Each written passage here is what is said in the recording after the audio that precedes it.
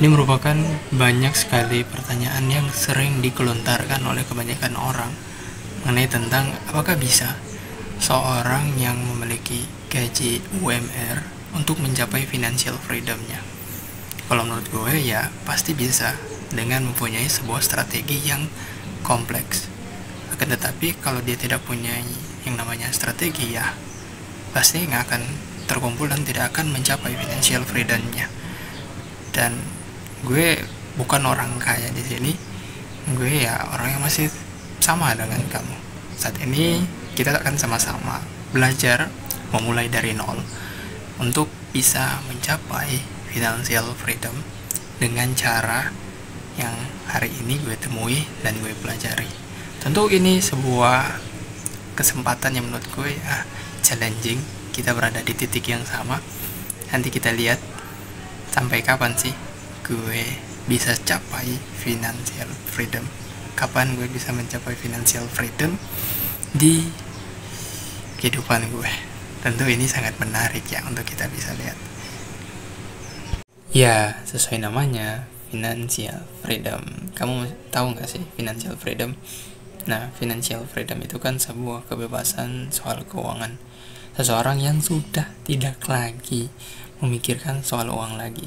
Sudah tidak bekerja lebih keras lagi dari biasanya. Ya, bekerja mungkin hanya sebagai selingan dalam hidupnya atau dalam kesehariannya aja, sebagai tambah-tambahan saja.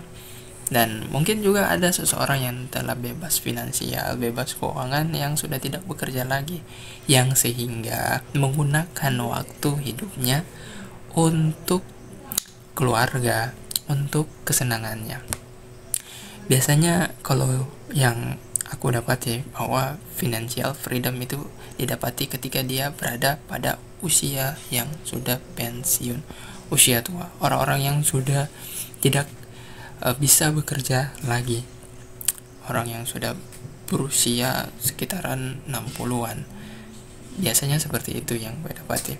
Dan untuk mencapai financial freedom tersebut dengan menggunakan yang namanya tabungan pensiun. Tetapi di sini case-nya di sini yang mau aku perhatikan bahwa seseorang bebas financial freedom itu mencakup bagaimana cara dia mendapati uangnya dan bagaimana di sini dia mengatur pola hidupnya, dan itu merupakan target dari keuangannya. Pernah gak sih kamu mendengar ada orang yang telah bebas finansial dari usia dini?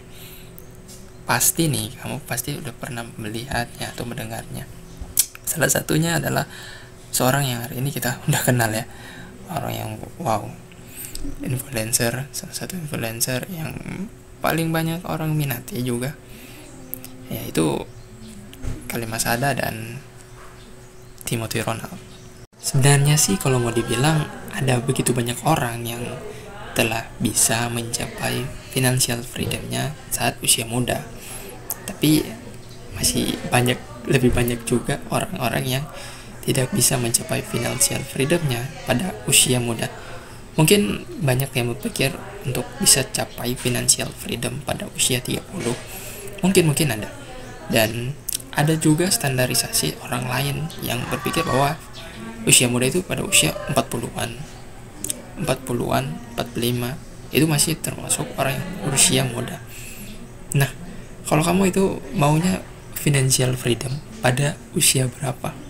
Mungkin kamu sini berada pada usia yang masih muda nih, masih berusia 20 tahun, 25 tahun, 30 tahun. Pengen cepat-cepat untuk bisa financial freedom, tidak memikirkan lagi nih soal keuangan lagi. Tapi bagaimana sih strategis yang cocok untuk bisa digunakan agar bisa mencapai financial freedom? Dari hasil yang gue dapati bahwa hal yang paling penting di sini adalah dengan mengelola keuangan. Ada begitu banyak cara untuk mengelola keuangan. Ya, salah satu teknik yang sering dibahas di sini adalah dengan budgeting. Budgeting secara individual, secara perorangan itu tentu berbeda-beda ya, pada fasenya, pada keuangannya sendiri.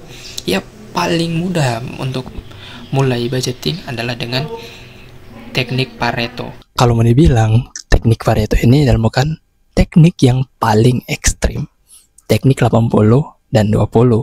Tetapi ini merupakan salah satu cara yang paling cepat untuk kamu yang memang berambisi untuk capai sebuah financial freedom. Tapi nih, di sini nih, ada begitu banyak sebenarnya cara-cara budgeting. Ada begitu banyak cara dalam mengalokasikan keuangan kita. Tergantung nih, kita pengen capai financial freedom kita pada titik berapa, usia berapa, atau umur berapa. Nah, ada juga salah satu teknik yang paling safety yang selalu diajarkan para perencana keuangan yang lain, yaitu dengan teknik 50, 30, dan 20. Tentu itu merupakan, kalau aku boleh katakan, merupakan teknik yang paling safety dan paling aman tentunya. Tapi ya gitu, kita agak cukup lama untuk bisa mencapai financial freedom. Dan ada juga teknik yang lainnya. Bisa kamu cari yang mana lebih prefer untuk kamu bisa terapin. Kalau pada saat ini, ya memang melihat saat ini, kalau kamu emang nggak selalu gunain keuanganmu, bisa tuh mencoba dengan teknik yang namanya Pareto. Ya walaupun itu agak ekstrim, tapi untuk bisa mencapai sebuah titik yang namanya financial freedom, ya ini bisa menjadi salah satu teknik tercepatnya. Nah, kita sudah tahu strategi yang pertamanya. Nah, kita masuk di tahap yang kedua, adalah di mana kita mencari sebuah produk keuangan yang paling safety untuk kita ambil hanya 4% setiap tahun sampai kelak kita meninggal, sampai kelak kita dead.